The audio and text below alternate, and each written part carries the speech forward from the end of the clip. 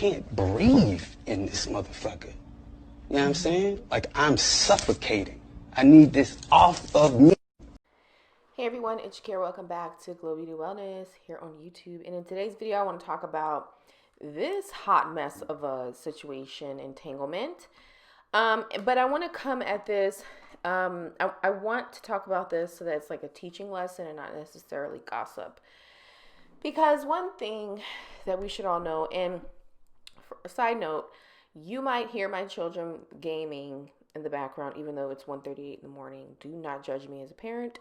Thank you very much. And two, make sure you subscribe, make sure you like the video, and make sure you leave your comments and your thoughts in the comment section.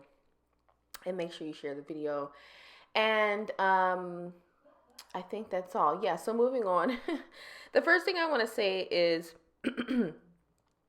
celebrity marriages are completely different than everyday marriages. And I say that to say I feel like this is like a publicity thing.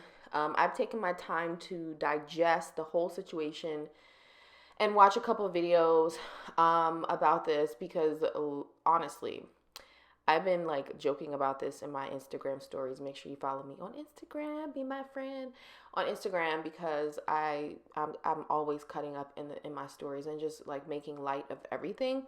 But in all seriousness, all jokes aside, I feel like this is strategic. And also I felt like it was an old story. And the reason why I felt like it was an old story is because I don't want to say several years ago, but a few years ago, this young man, Mr. Og,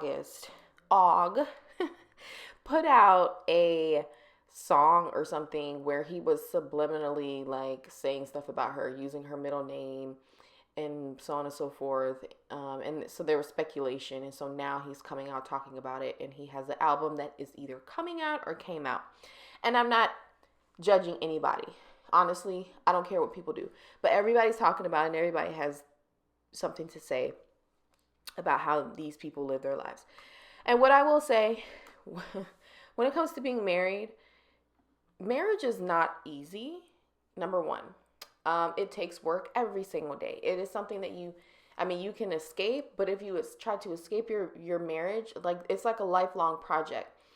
Lifelong project because people change, people come into relationships with baggage. You don't know what's what until you really commit yourself to somebody for life. And so the one thing about this couple, Will and Jada, is that they stand for, Black love, and they are couples goals. But again, we have to realize that they're not going to tell us all of their business, right? There have been rumors, but they're not going to tell us all of their business. Nobody is going to air their dirty laundry 1,000% because it's not anybody's business, The thing about this guy right here, Mr. August, is that he forgot what role he was playing.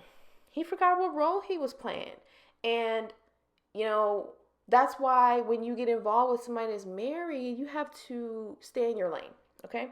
And I have notes here, but bottom line, I think that this is deeper than she hurt August and blah, blah, blah, blah, and whatever the story, the narrative they're trying to play, But Will and Jada stand for something that, a lot of Black people wish that they had.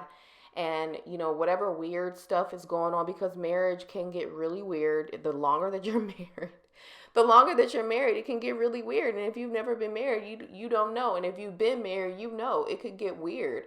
And it's all a matter of trying to figure out what you're willing to deal with and what you're not willing to deal with. And it's about negotiations. Like, you have to renegotiate the terms of your contract of marriage. But these two represent something that a lot of Black people wish that they had. Who doesn't wish that they had somebody as dysfunctional as it may be?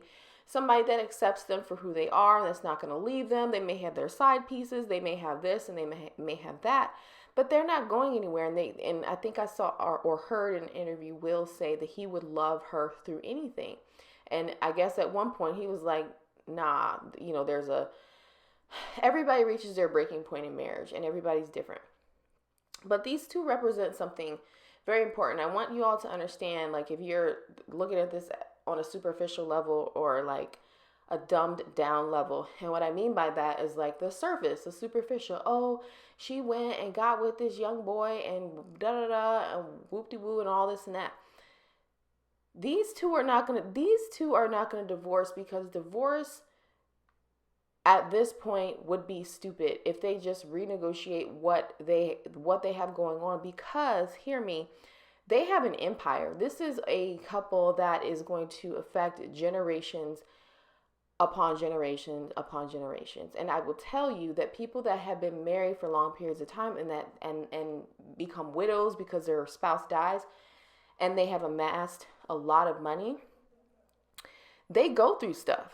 And I'm not saying it's right and I'm not saying it's wrong, but I know from firsthand knowledge and experience wives that put up with lots of crap and husbands that put up with lots of crap.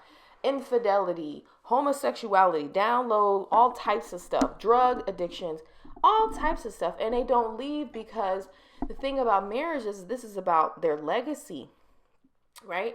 This is about what they stand for. And while this is a stain on their marriage or whatever, and Will said he said like he's gonna get her back in some way somehow, which is petty as hell. But these are the games that people play in marriage, you know? And it's so sick, but it's also low key, like, you know, don't you wish you had, like, okay, we're going to play these games and we're going to do this, but this is human nature, you know? And I'm not saying it's right. I'm not saying I ever did anything along those lines. But what I'm saying is I understand, because I've been married and I've been willing to negotiate certain things to not end my marriage, if that makes sense. So understand that these people represent something for Black people that a lot of us will never have, because we don't think along the same lines and we don't have negotiation skills and we don't know how to compartmentalize things for the greater good. And the greater good is for your descendants. Okay.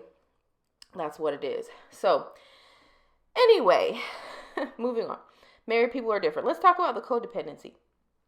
Codependency is something that I used to do heavily. And I thought it was cute when JADA was like, I just wanted to help somebody, you know, because I'm a Virgo, and, you know, we always want to help somebody. We're about the health. We're about wellness. We're about spirituality. We're about doing better, getting better, and stuff like that. But if you are not working on yourself all the time, then you will find yourself trying to fix other people and not trying to fix yourself. And so this is a pattern that I followed for a long time. Both of my exes, and I'm not shading anybody, but the point is that I was messed up and I had problems that I needed to fix, and I had no business trying to be married and trying to fix someone else. And so people that are codependent, you need to realize that it's not your responsibility to fix someone. Now, can you help somebody? Can you help guide somebody and say, hey, I read this, or I listened to this podcast, and this was really helpful, or I think it might be helpful for you, and you can forward it to them, and then it becomes their responsibility. Sorry, I'm out of breath. It becomes their responsibility to fix themselves. You can help somebody, but they have to want to help themselves. So, you know, codependent people need to worry about them. You need to think about boundaries, and you need to think about, is this other person helping me, or have they lashed onto me as a source of energy, and is this unhealthy? Because at what point does your son's friend, and I'm a mom, and so I'm trying not to get into all of that, but that's like, you know, like, that's a little weird. That's a lot weird to hook up with your son's friend, and you guys took him in basically as a patient, and so now the patient becomes your lover. I don't understand it, but as a codependent, I do. That toxic, it's a toxic relationship. You have someone that wants to fix, and you have somebody else that wants to be fixed. So it's a toxic exchange, and then you get the sexual stuff involved. You start sleeping with this person, and you can tell she didn't turn him all the way out. Like, her interview on the Red Table Talk was obviously really rehearsed and obviously really like her and her husband. We're going to talk about that again. Her and her husband talked about how we're going to talk about this. Why? Because what she is doing is affecting his image and his brand and his money. Okay. And listen, you can have all the side whatever in the world, but keep them in check. Like, stay in your lane. You don't hear any of Will's side women or whoever talking. So also, other people can't make you happy. This goes perfectly with the codependency and the receiver of the codependent person's energy. Another person, you have to be okay with that person not being in your life. You have to be okay with fixing yourself. You have to be okay with doing your own work. Now, the codependent may nurse you back to health and stuff like that, but the sick person or unwell person, or not unwell person, and apologize, the person that is on the receiving end of the codependent's help needs to have self-love, enough self-love to understand that you can't lean on this person. Like, the interviews that I watched of August, he literally looks like he starts shaking and really gets uncomfortable when talking about her, because she didn't turn him out, because he had no boundaries, and he had no boundaries, and she had no boundaries. So it's really important to establish boundaries in all of your relationships, whether you're a codependent, whether you're an addict, whether you're hurt, whatever your problems are. You need to understand what your boundaries are, what they look like for you, because everybody's boundaries are going to be different. But you need to understand your energy and how people, and you have to understand, I'm sorry, it's late. You have to understand that you cannot depend on somebody for love and support and to have your best interest at heart. And that is going to lead me into the next point, is that I see a lot of people talking about how, she took advantage of him and da-da-da. And I believe that she did. I feel like she absolutely took advantage of him, but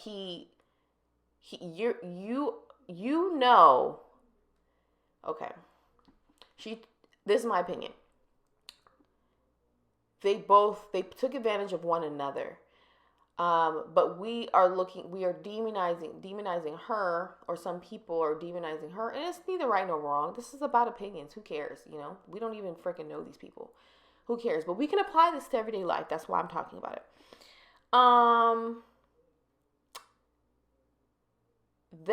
It was a toxic situation he depended on her. He depended on her. She depended on him for happiness. She just wanted to feel good. We know what that means. She wanted to feel good, and they felt they were in the here and the now. But what people forget about the live in the now is that you do have to move on from the now to the next moment, to the next moment, to the next moment. And the next moment is that she got back with her husband. And also, if you're going to be with somebody that's married, understand that separation from your married person and they live in the same house is complete BS, okay? And especially, like, if you are dealing with somebody like a Will Smith or JADA, they are just, you have to ride through it like they are not getting divorced. So I need to figure out what I want out of this situation. So August should have got him some deals. He should have asked them to use their connections to help him be a more successful artist. But he chose the love way, and he was just not in his right mind. And I don't know if it was the drugs or if it was the sex. I don't know what it was, but you can rarely do people leave their spouse for the side piece. It happens, but it's a battle, and it's something that, and this is for everyday people, but for that type of couple, Will and JADA, come on now. Listen.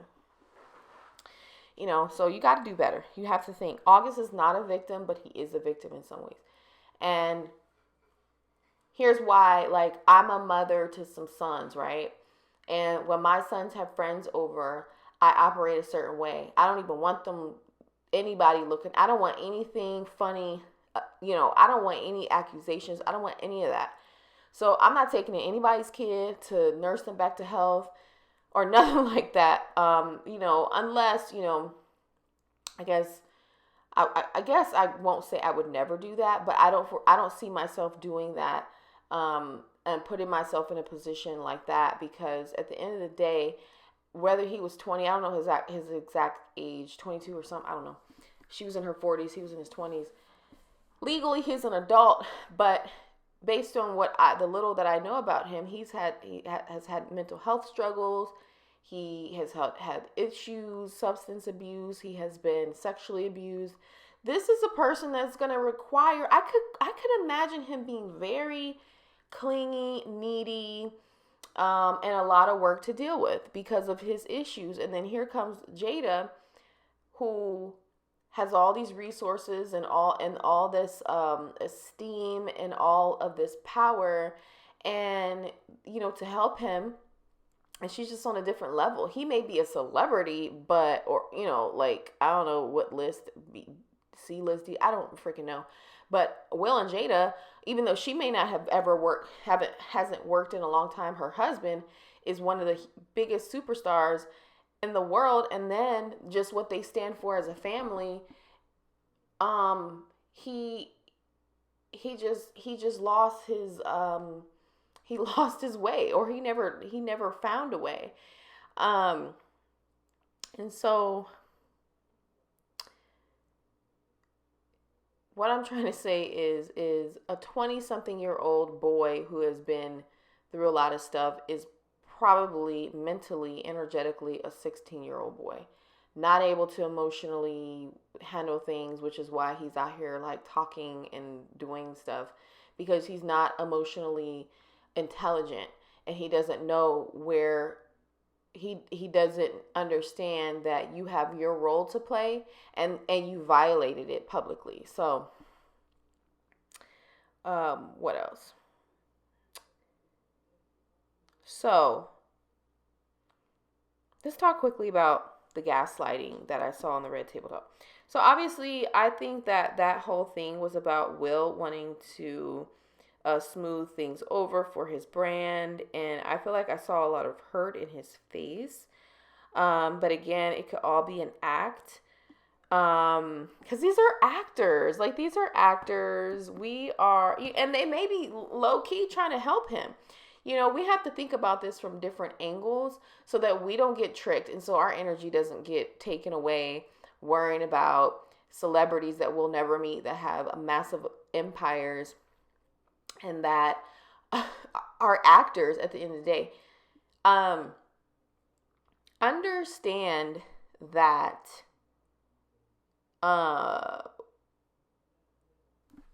the gaslighting that Jada did, this is a typical she's such a Virgo.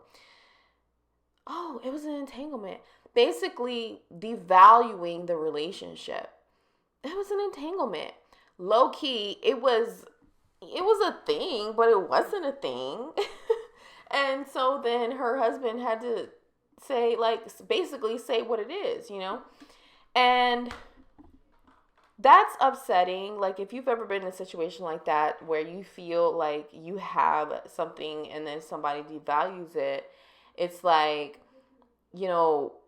it's foul. And I feel like that's why I think I saw somebody, I watched a video where he lashed out at Keke Palmer or something like that, because here he is watching this stuff unfold, and people, like, I was looking at the comments, being messy. I don't really get into this stuff, but it just comes on my timeline, and then I laugh about it, and I have to post about it, and then, but at the end of the day, it's a teachable lesson.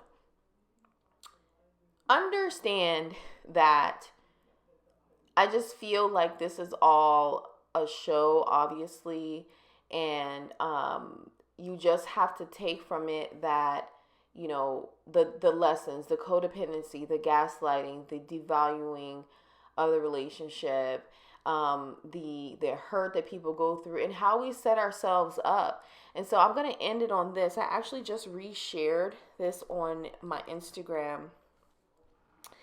I reshared this. Let me read it to you guys because it's real. People only do what you allow. And this is something that I learned when I was married. People only do what you allow.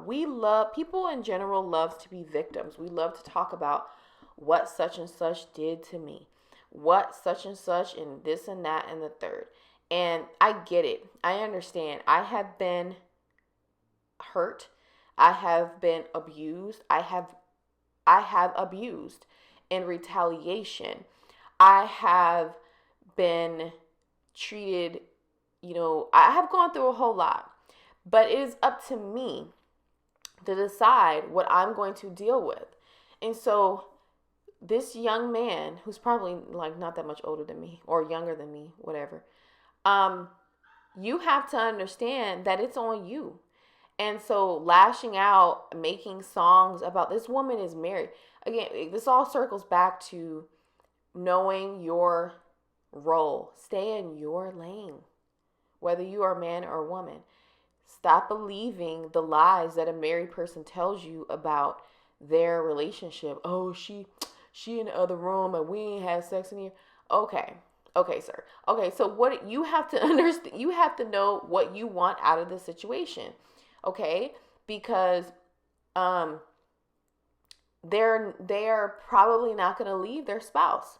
They're probably not going to leave their spouse. And until they do, you cannot walk around here talking about, or acting like y'all spiritually married. And just because, the bedroom activities were superb, that does not mean that anybody's leaving anybody.